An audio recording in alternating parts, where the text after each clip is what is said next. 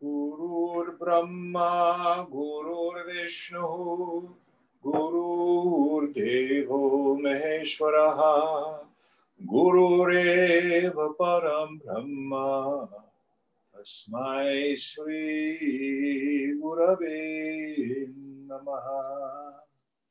Chinmayam Vyapyat Sarvam, Trilokyam Sacharacharam, Tat Padam Darshitam Yena, Tasmai Shri Gurave Namaha. Tvameva Mata cha Pita, Tvameva Bandhuscha Sakha, Tvameva Vedya Dravinam,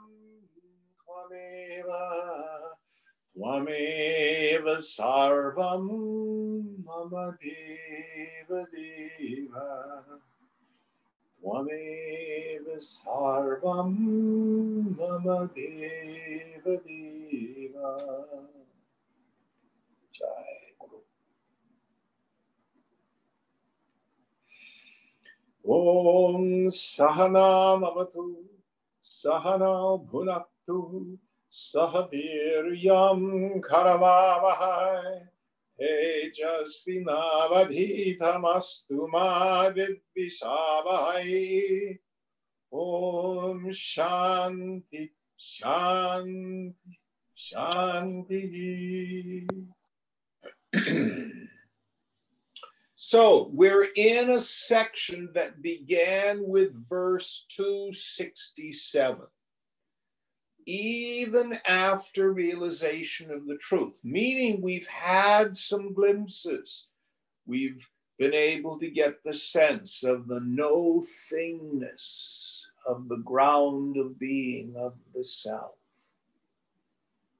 Even after realization of the truth, there exists a strong impression that one is the doer and the enjoyer. This is the cause of rebirth. We're not talking about, oh, I'm going to be born again as a lizard. It means I re-identify. I feel like a person. I'm identified with the body. This needs to be conscientiously rooted out. How? Through steady, continuous identification with the self. It is the annihilation of the vasanas here and now that's considered liberation by the wise. So, I was talking with pretty much a former student, I don't know. Anyway, he's a kid I've worked with on and off for about 7 years. And I haven't heard from him in over a year. And he's a Zen Buddhist, but he's had, a deep satori. He has no doubts about his essential nature. But the world still bothers him. I won't go into his personal problems, but he gets caught up in the world and his mind goes up and down. He suffers. So back in our earlier part of the book, we talked about the 7 questions that occur in Viveka Chudamani. What is bondage? How does it come about? How does it continue to exist? How do we get out of it completely? What is the not self? Who's the real self? What's the process of discrimination between the two? Now, as we've moved into this section, the clearest way to deal with what's going on is to look at the three questions that we find in Yoga Vasishta. Who am I? What is this world? And how has it come about?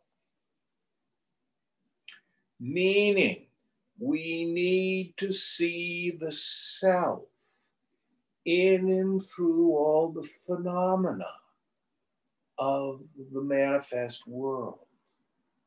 As long as I take the world as real, I'm going to have problems. Why do I take the world as real? Because the time will come when vasana is operative. A vasana is an impression left in the unconscious as the result of a previously performed egoistic action. How do I know that vasana is operative? Remember, a vasana has two powers: avarana shakti, veiling power, vikshepa shakti, projecting power. I know my mind is under the influence of vasana when I think I'm a person, when I think the world out there is real and separate from me and has joy-giving or misery-producing properties. I'm deluded. How do I get out of it? This steady and continuous identification with the self. Scriptures give us this formula, neti, neti. It's always given in those pairs. They don't go just neti, and they don't do three, neti, neti, neti. It's always two, neti, neti. Why?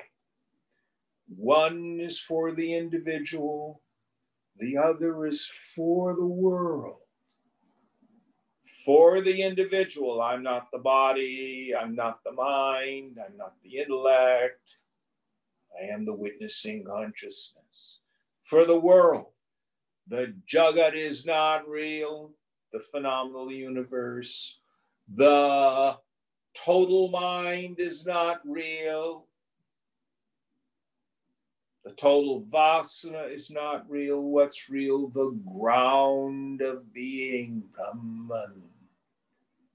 Sarvam kalvidam Brahma. All this is verily Brahman. So the way we let go of the world is this intense spirit of renunciation. We go all the way back to the qualifications of a fit student. Viveka. Brahma Satyam Jagan Mithya. Brahman alone is real. The phenomenal world is Mithya, false, illusion.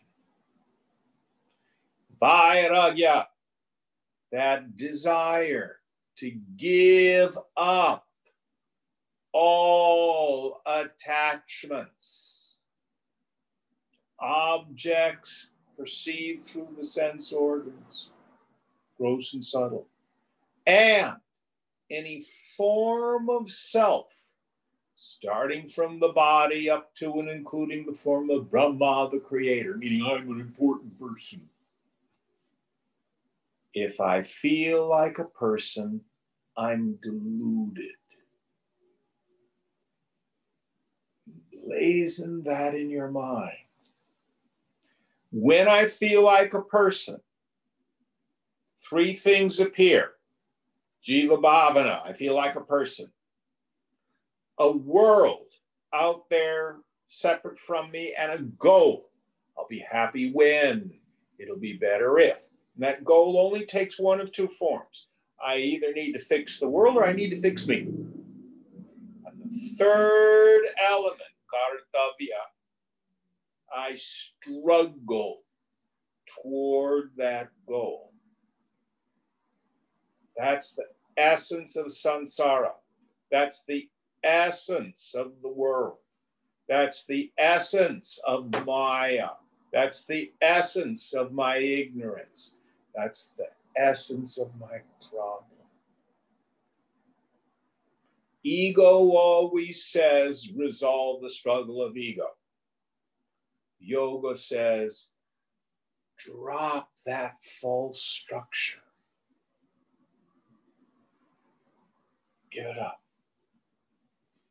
Let it go.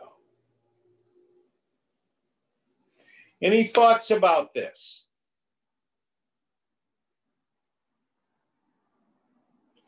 All right, so was it 273, Justin, that we finished with last week? Yes, 273 we finished with. All right, will you, Ganesh, would you please read that in the English and then go on with 274 in the Sanskrit? The captivating fragrance of the agolocham, it must be a flower, which gets enveloped by an insufferable stink created by its contact with water, again manifests itself as soon as the enveloping smell is entirely removed by scrubbing. Yes, and 274, please. Antashchitananta duranta vasana dhuli vilipta paramatma vasana prajnati sangharshanato vishuddha pratiyate chandanagandhavat phuta. The fragrance of the Supreme Self, like the fragrance of sandalwood, is covered by the dust of unending vasanas, deeply ingrained in the mind, and is again clearly perceived when it is purified by a continuous scouring with knowledge. Yes. So we scrub the mind with the jnana vritti, the thought of knowledge. Two ways. I am not this. What am I? I am that partless Brahman. So we talked about last week this idea of the sandalwood trees. They cut them down in the forests. The bark is on it. And they throw them in the river. And then they float them down river to where they're going to be milled. And when the bark gets wet and soaked, it stinks. It starts to rot. So they take, I think it's called an adze, where you have to scrub the bark off, and then underneath is the fragrant wood of the tree, the core of the tree, which is then milled and carved into various things. So also, my mind is filled with stinking vasanas, as Swamiji used to say.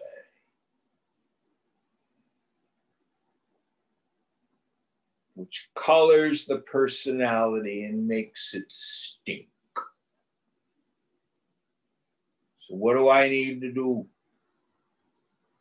Scrub the mind. Scrub the mind. Discriminate between the self and the not self, between the real and the unreal.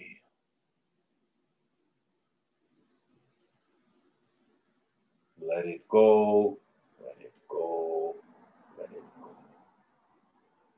And remember, what's the antidote for ignorance? The antidote for ignorance is not action. The antidote to ignorance is knowledge. Now, this is not a teaching for beginners. Let me give you an example. I was talking with a person and she went through a breakup with a boyfriend. Terribly sad. Now, for a beginner or for an ordinary person out there, I would be very sympathetic. Oh, I'm so sorry. That must be so painful.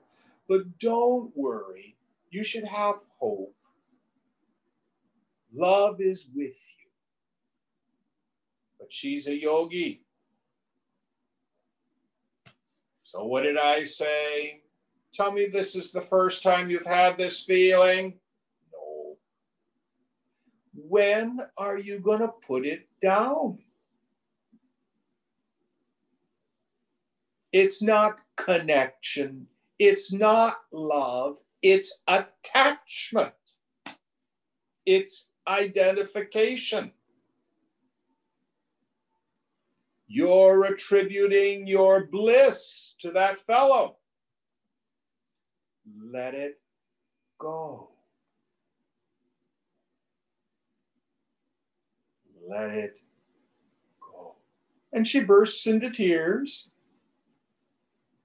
And I said, that's okay. Cry, grieve. That's appropriate.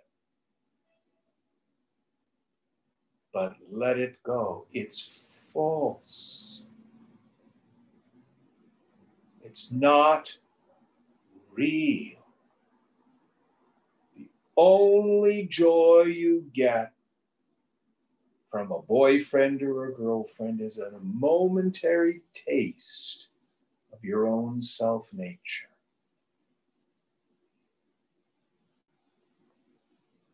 And then I said, tell me it's the first time you felt this. And she said, no. And I said, how many times do you have to repeat the experience? It's so repetitive. The mind is so mechanical. It's so stupid.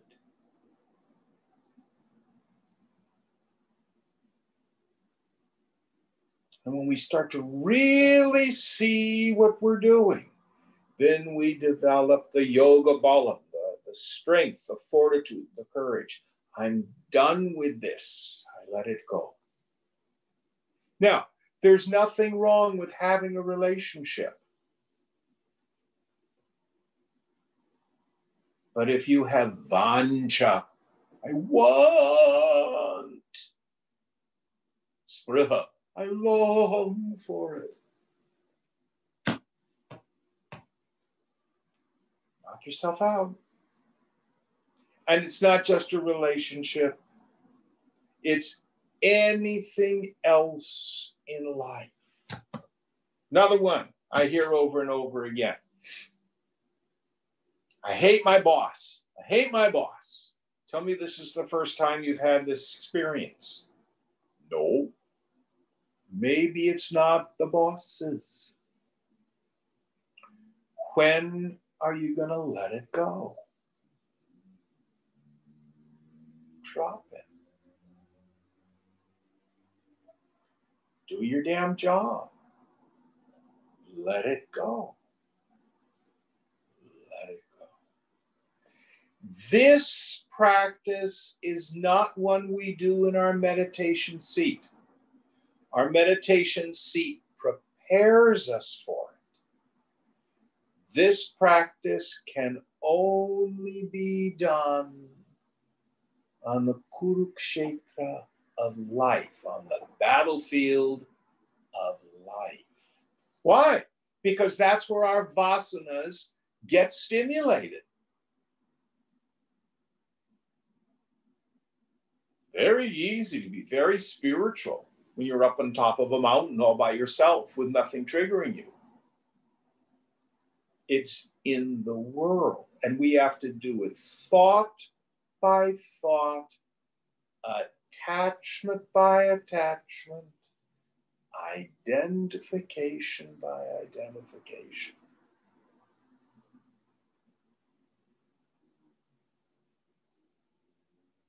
There's no other way. Now, at some point, we start to develop the insight, rather than giving up this particular thing and that particular thing, you just give up the whole damn world.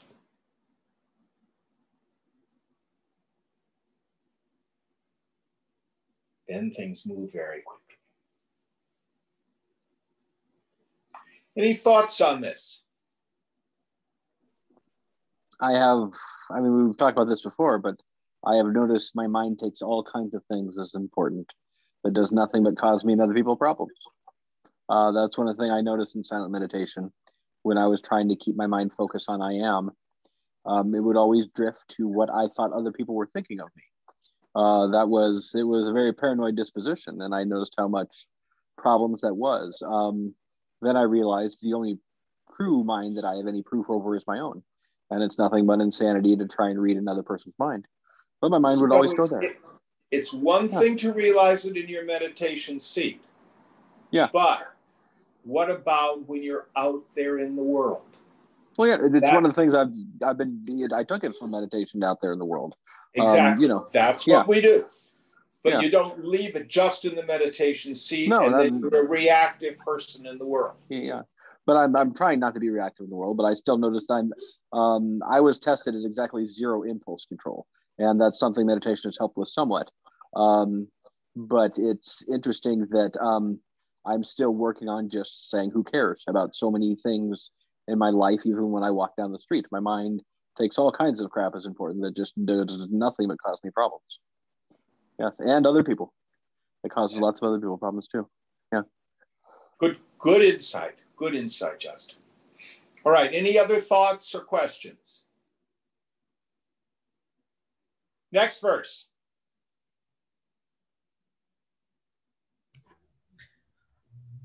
Anatmavasana jalaihi sthiro bhutatmavasana nityatmanishtaya tesham nashe bhati svayam sphuta. Innumerable desires for things that are not self cloud the desire for self-realization. When these have been destroyed by being constantly established in the self, the Atman manifests all by itself. Yes. So you will hear me say frequently that self-realization is easy. It's not difficult. But it's very rare because nobody wants it. Why? Because innumerable desires for other things cloud the desire for the self.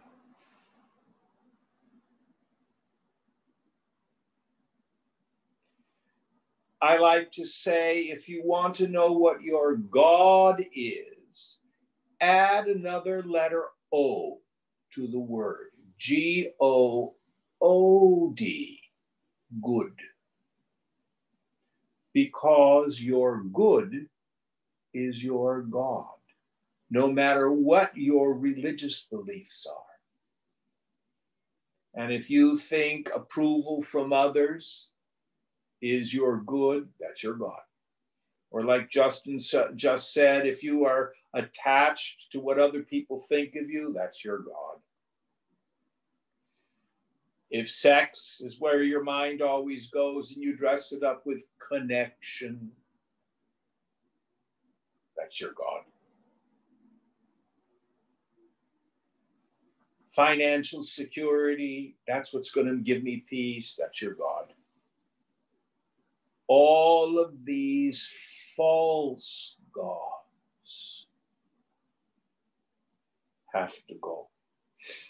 When Moses in the Hebrew Bible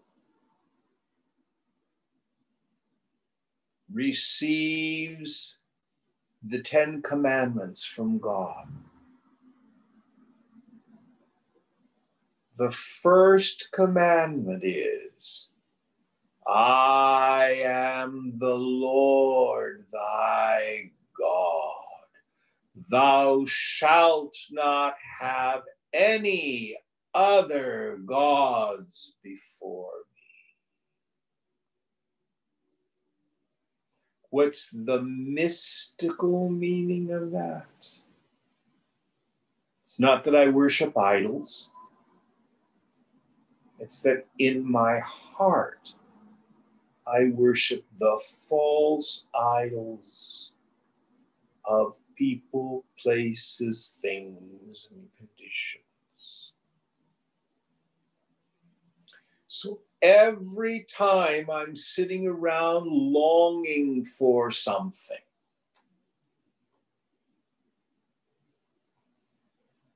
here, remember, I think I want approval or attention or sex or community or love, whatever. What I really want is to abide in the self. That's just a false God. Let it go. Turn your mind. It can be the simplest thing. You're waiting for a meeting and someone you were supposed to meet is late by 10 minutes. What you want is for the person to show up. Notice it. Aha. What I really want is Krishna. What I really want is the Lord. Om Namah Shivaya. Don't let the mind habitually extrovert into its false longing for the world. Keep bringing it back. Keep bringing it back.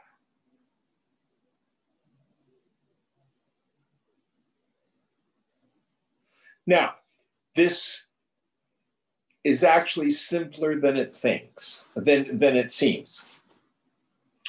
Actually, the number of issues that drive the ego is comparatively small, maybe a dozen. There are subsidiary forms of it, but there's really usually only about, maybe even fewer than that, a dozen ideas, I'm going to say, that hold the ego in place.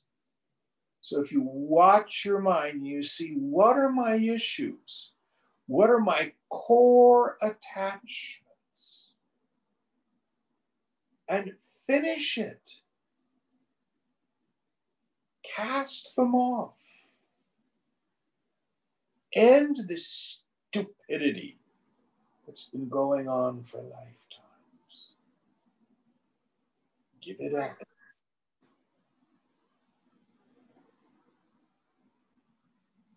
Any thoughts on this?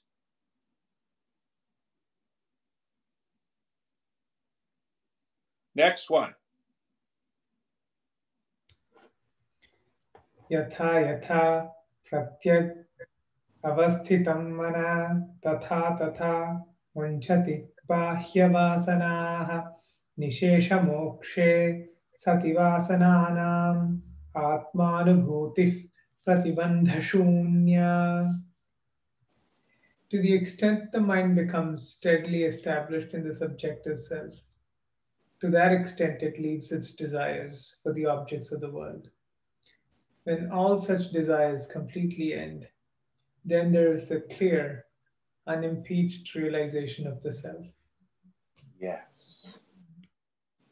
So, as we keep the mind intensely introverted and tuned up, not letting it gush indiscriminately out into the world,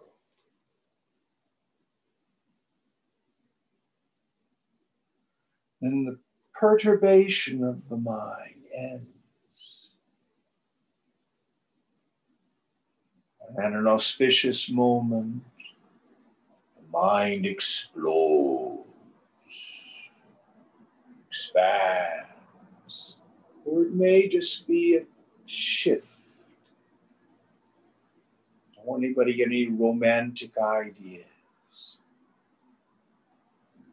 But the mark of a man or a woman of wisdom is that the mind does not extrovert anymore. Not only are you a full knower of the Supreme, but you have retired into the Supreme.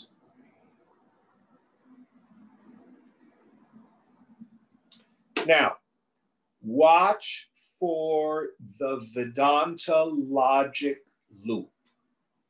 Well, this world is all illusion, and the phenomena of the mind is all illusion. So the extroversion and the functionality of the mind is all an illusion. So what does it matter if my mind extroverts and I get angry or I get sorrowful or stuff like that? And what happens is people rationalize their suffering. They can have the Vedanta God talk, but they have no bliss, they have no samadhi. Contrast that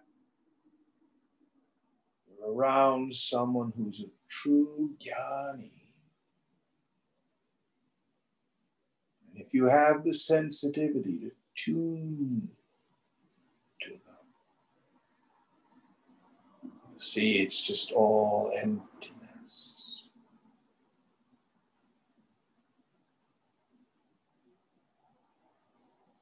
There's nothing there anymore. I was talking with a fellow today about the word nirvana. And they were talking about being at a resort where everybody's, doing ayahuasca and dropping acid and things like that. And they're all going to be in nirvana. And the word literally means blown out. What's blown out? This vanja, this wanting. Everything is still.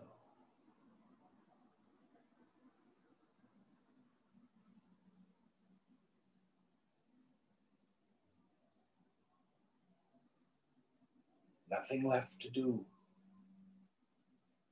No need for something to be accomplished. Contentment.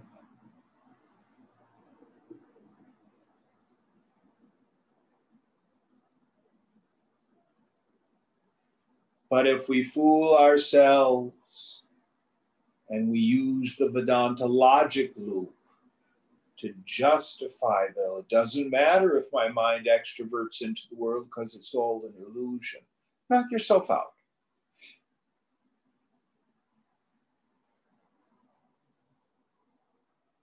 But my sense is you will probably not find peace. The annihilation of the vasanas here and now is considered liberation by the wise. Next verse.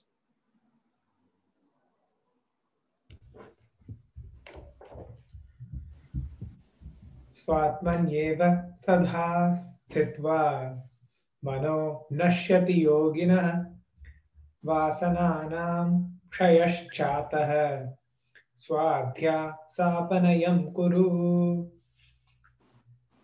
Being ever fixed on his own self, the meditator's mind ends. Then there's a complete cessation of vasanas. So negate entirely your superimposition. So as you give up the world and as you turn the mind within, this deep, deep introversion, the time will come when the mind as an extroverted mind just ends. But you remain.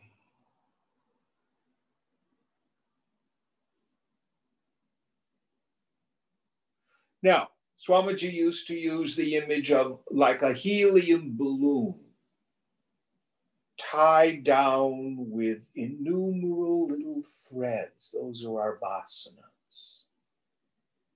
We snip, get rid of one attachment. Snip, get rid of another attachment. snip, get rid of another attachment. You never know when it's your last attachment. But when it is, then the balloon of the mind rises and rises and expands, then merged with the infinite. You're not a person anymore. There's no person inside.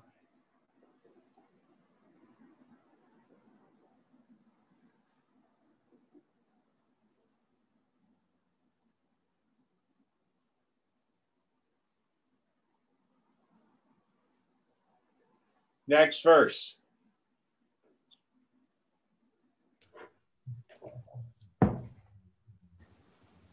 Tamodvabhyam prajasattva sattvam shuddhena nashyati tasmat sattvam vashtabhya swadhya sapanayam kuru. Tamas is destroyed both by Rajas and Sattva. Rajas by Sattva, and Sattva is destroyed on purification. Therefore, solely depending upon Sattva, deny entirely your superimposition. So our yoga is done in a sattvic mind. Remember, what is the quality of tamas? It is delusion, illusion. It is ignorance itself. It is the cause of the projecting power of rajas. I want. Remove the ignorance. Stay with the question, who am I? To whom did this thought occur? To me.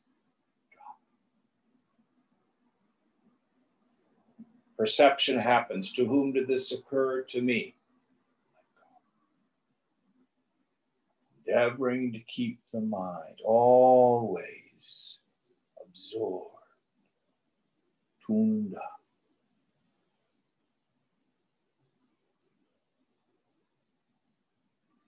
Keeping the mind softly, pure.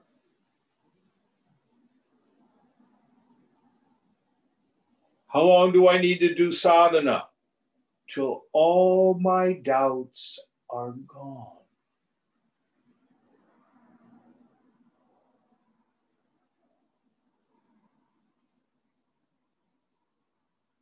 Jim, isn't the desire for liberation a desire too? Shouldn't we give that one up? Very good question. Clever are you? No.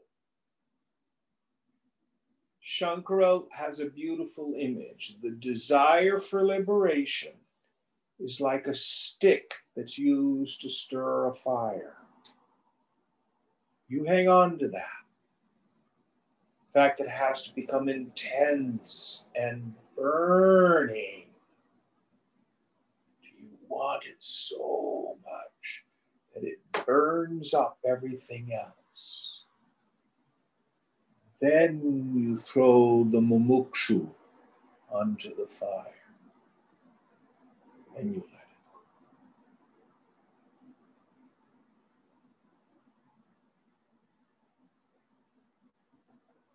Next verse.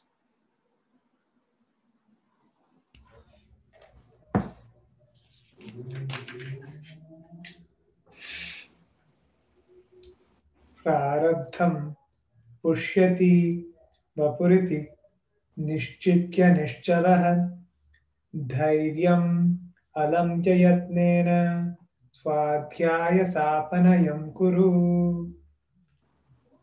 Knowing for certain that your prarabdha will nourish this body, remain undisturbed and with courage deny entirely your superimposition. So ultimately what happens is a worry arises in the mind. But Jim, I've got to worry about my job. I've got to worry about the bills. I've got to worry about paying the rent. You know, what about those things? What about politics? What about my taxes? Krishna or Shankara here is not saying that we do not fulfill these duties, but give up all concern.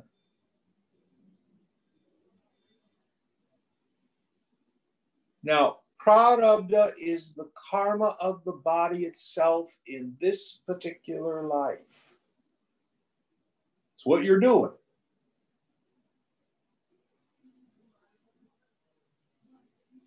Give up your concern for this life. It'll all get taken care of.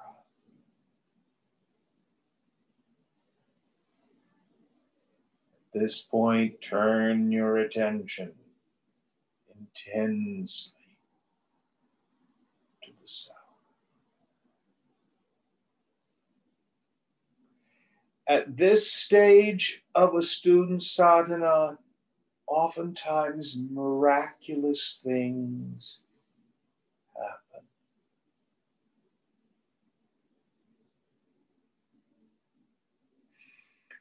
When you get in your 50s, the government starts sending you your employment record for your whole life, year by year.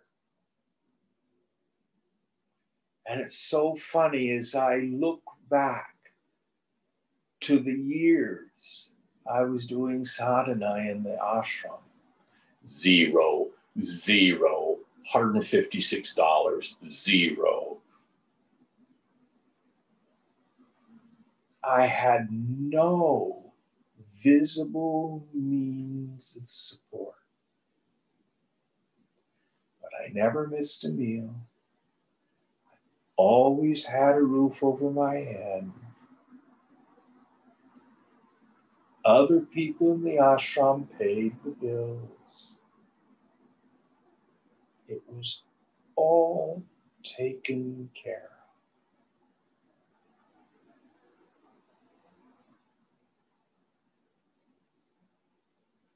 So here Shankara says, give up this survival fear. Do what's right in front of you, but don't worry. Turn your mind to the infinite.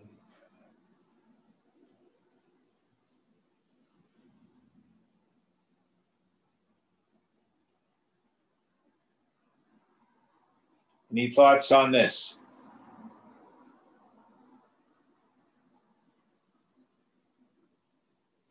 Next one.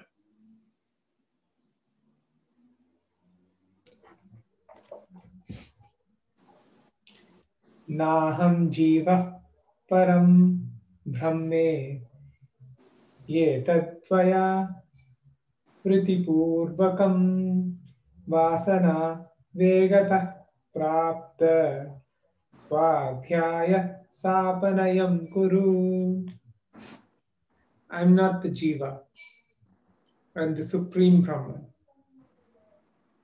Thus, by eliminating all that is the not self, deny entirely your superimpositions, which manifest through the propulsion of your past urges. So the jiva here, this jiva bhavana, bhavana means an attitude or a feeling, is an illusory notion. When the mind is under the throes of ignorance, the next thing that happens is I feel like a person. I'm Jim, identified with the body. I am going hither and thither. I need this. I don't want that. Blah, blah, blah, blah. All based on this idea, I'm a person. I'm a jiva. I'm an individual. No personal sense of self is real. Now, listen very carefully. Don't try to be an enlightened person. Know you are Brahman.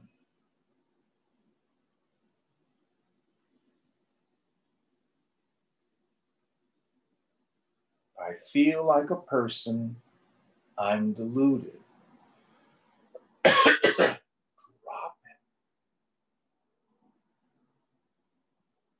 Don't try to resolve the struggles of ego. Drop that struggler. Deny these superimpositions. Let go of these attachments.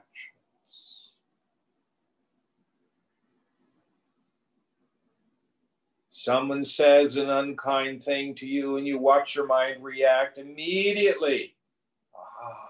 Let it go. I am the witness of it all. Someone gives you praise. Oh, you're so smart. Oh, you should write books and give speeches. Drop it.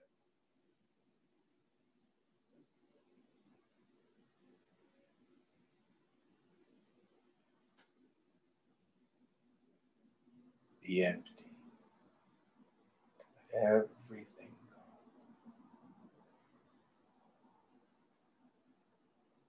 Let the body, mind, intellect just dance through life, held by the force of its past, but you have no relationship to it. Just watch.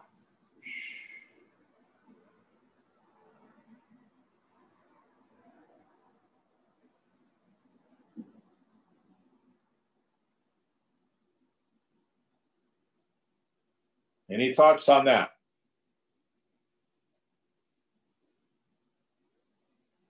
Next one.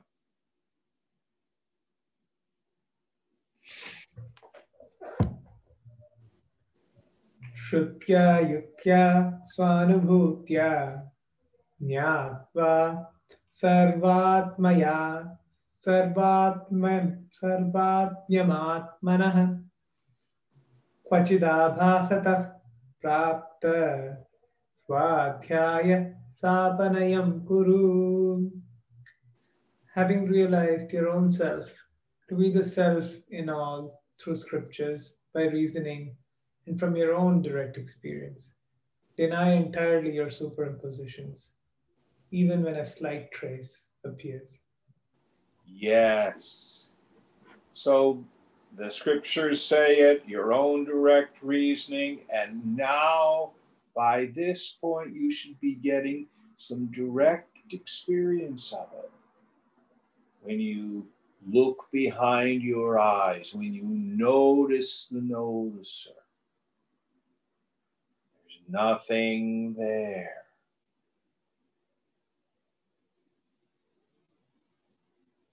Whenever a thought of self arises, drop it. Now, this doesn't mean you have to talk funny. I can remember listening to Swamiji say, "Pass me the chutney." And I'm saying, oh, he's identified. He's identified. You know. So it doesn't mean you have to talk funny. I like to use the example, have you ever seen a sunset? No, you've never seen a sunset. You've seen an earth spin. And you've known that probably since the 6th or 7th grade. Everybody knows it's the earth rotating, it's not the sun setting. But we call it a sunset.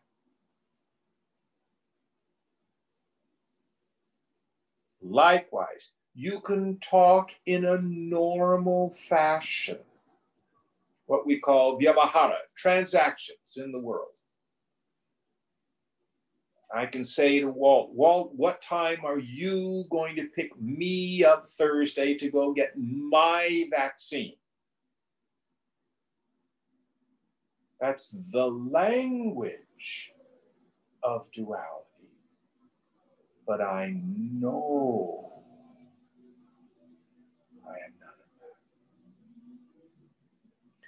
So doesn't mean you have to talk funny. It's what your subjective knowledge is.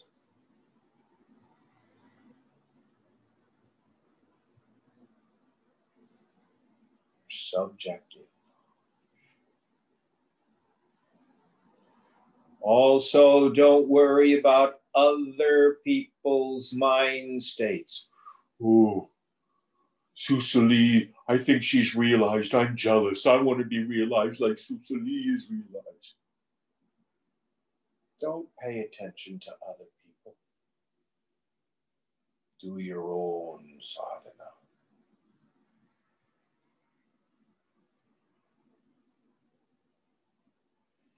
Never forget, every person you meet, if you look into their eyes, a conscious being is looking out. Bodies are different, minds are different, intellects are different, histories are different. But the conscious being looking at you is the self.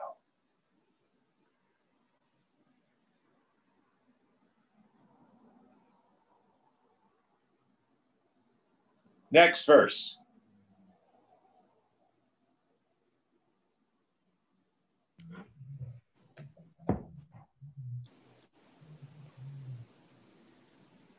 Annadana visargabhyam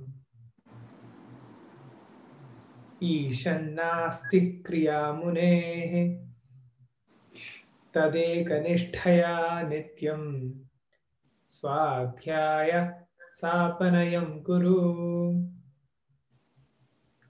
Since he has no idea of eating or evacuating, the sage has no relationship with action. Therefore, through continuous involvement in the contemplation of Brahman, deny entirely all your superimpositions. So don't even be concerned about bodily functions. Should you eat? Should you go to the bathroom? Yeah, your body will do that. But just put the robot on automatic pilot and keep your mind always turned inward, absorbed in the self. Now, it is here where being able to spend time with the Guru can be very helpful. In my sadhana with Swamiji, in the beginning, it was his words. Oh my God, he's so brilliant, blah, blah, blah, blah, blah, blah, blah. After a while, I knew what he was going to say before he said it. And it wasn't about the words at all. On a camp, I pranam, touch his feet, and then I just sit and just go into that silence where he was. He used to say, use the Guru. I don't need to be physically near you. Wherever I am in the world, just think of me and tune up to me.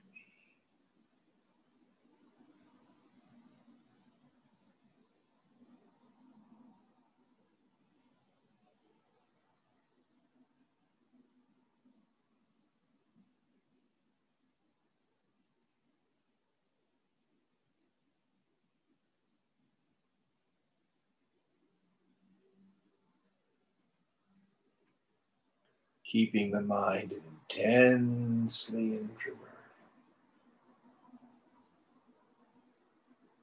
Don't worry about the world.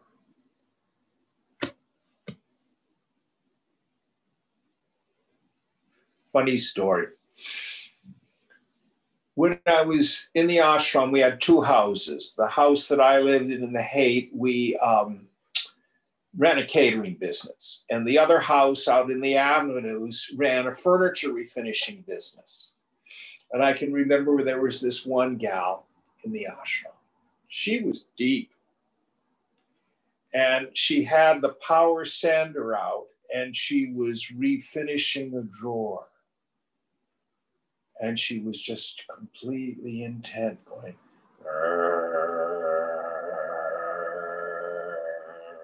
she sanded right through the bottom of the drawer, but nobody cared.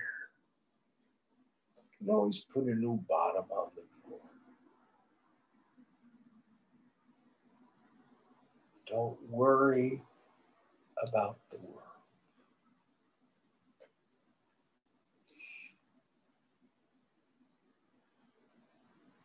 And I promise you, when you get to this stage in your sadhana, the angels will take care of you. Everything will fall into place to protect your sadhana.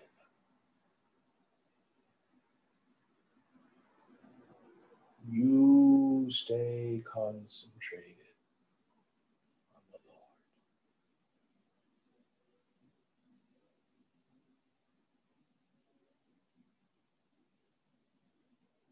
Next verse.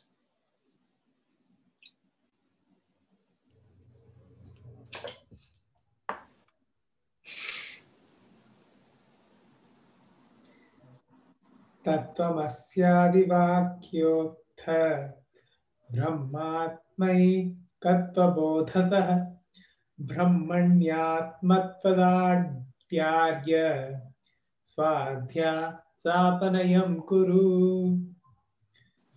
By means of the realized knowledge of the identity of Brahman and Atman, arising from such great maxims of the Vedas as that thou art, deny entirely your superimpositions in order to strengthen your identification, Brahman. Yes. So,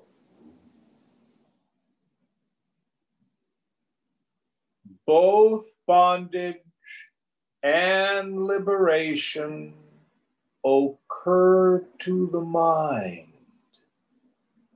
The self is ever free.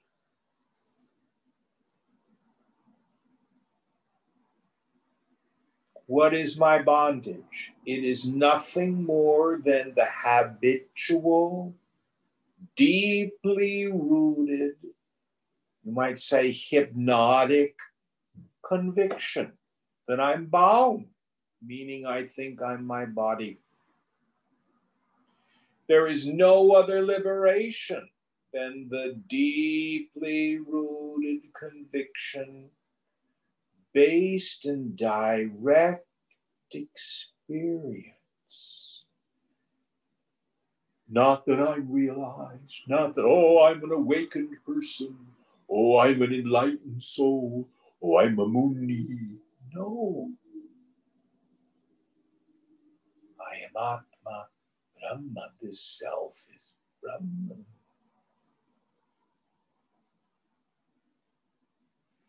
So keep turning the mind back to the self, living in that.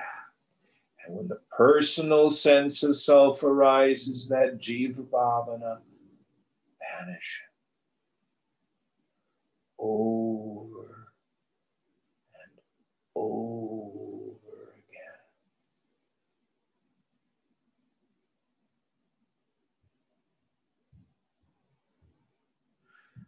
This is the practice of knowledge. Next one.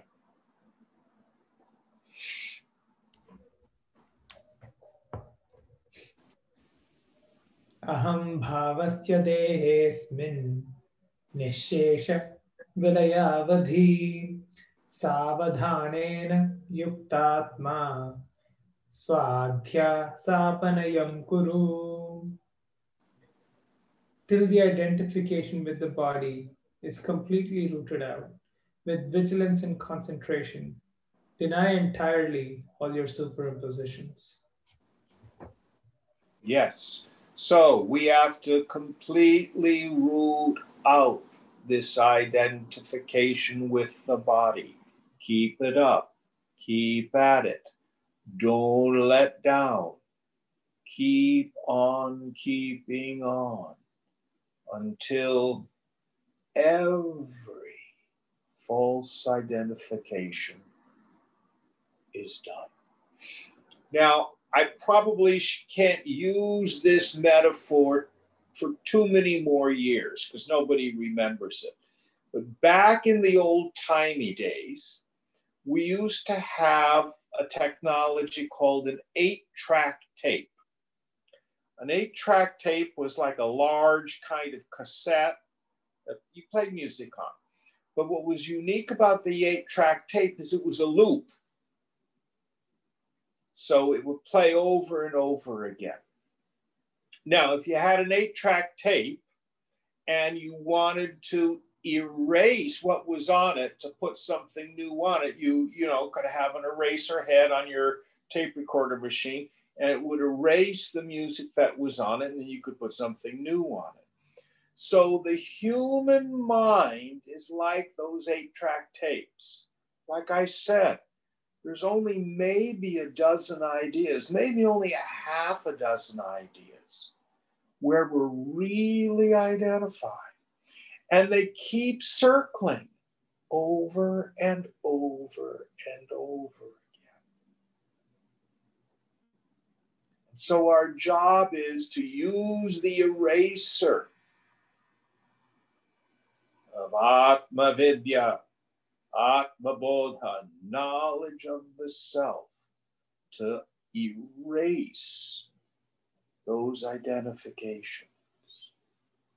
Don't worry, if you miss it, the tape will come around again. And out there in the world, the situation will arise again and again until you deal with it. How do I deal with it? That desire to give up all attachments to sense objects, to enjoyments of sense objects, and that desire to give up all identifications. It's the two. And they will keep presenting themselves until you erase them. Let them go.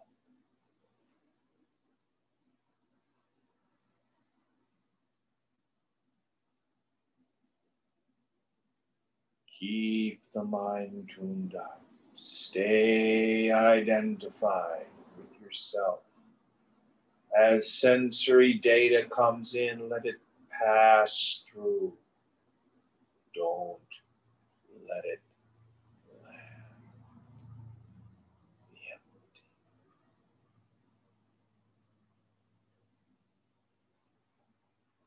All right, let's do one more.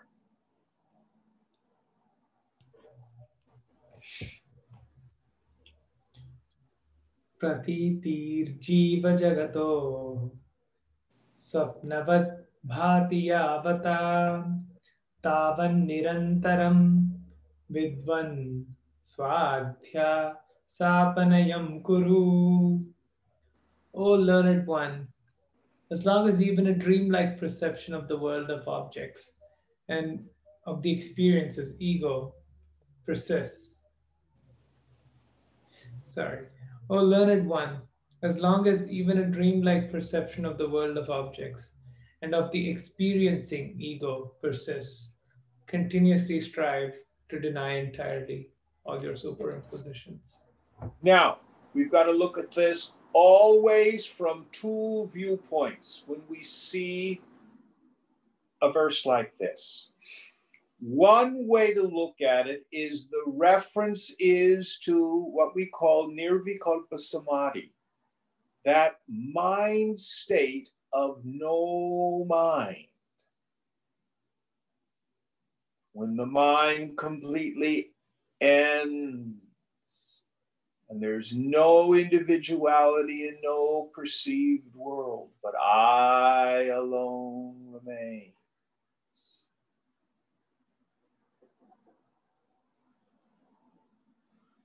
Another way to interpret this verse is if we use the example of the mirage waters in the desert.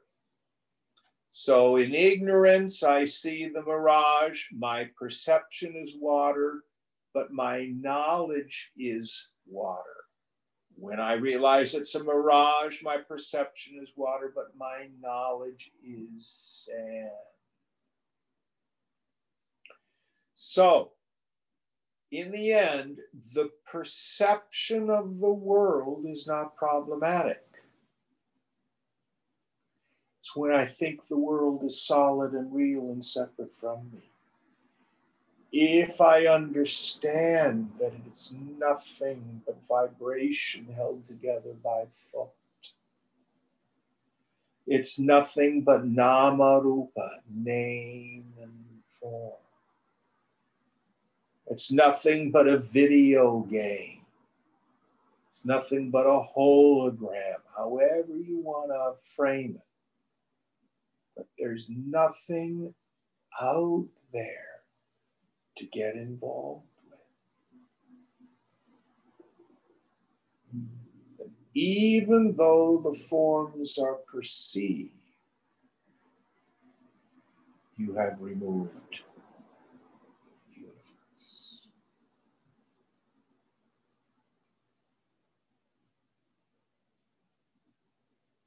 So we will discuss Nirvikalpa Samadhi more completely. It's coming up soon. But for now, look at this verse of, I see a world of name and form, but it's shunyata, it's void, it's empty. It is mithya, illusion. It's vaitatya, false, pratibimba, like a mirror's reflection. Keep the mind intensely introverted. All right, we'll stop here for tonight. What's the one for next week, Ganesh? What number? We will start with 286. 286. All right, we have time for some questions.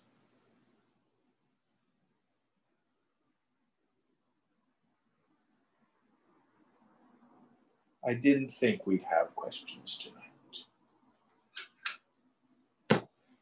Let's sit.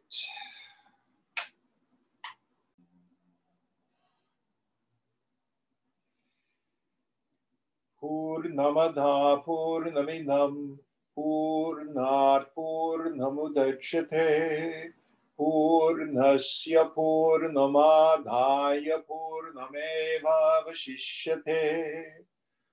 Om Shanti Shanti Shanti. Hari Om Sri Guru Pyo Namaha. Hari Om. Om Tat Sat.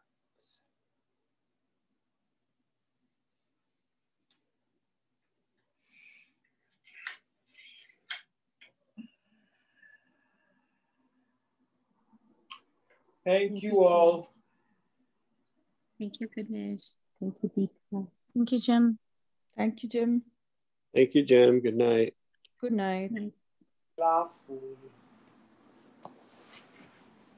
Good night.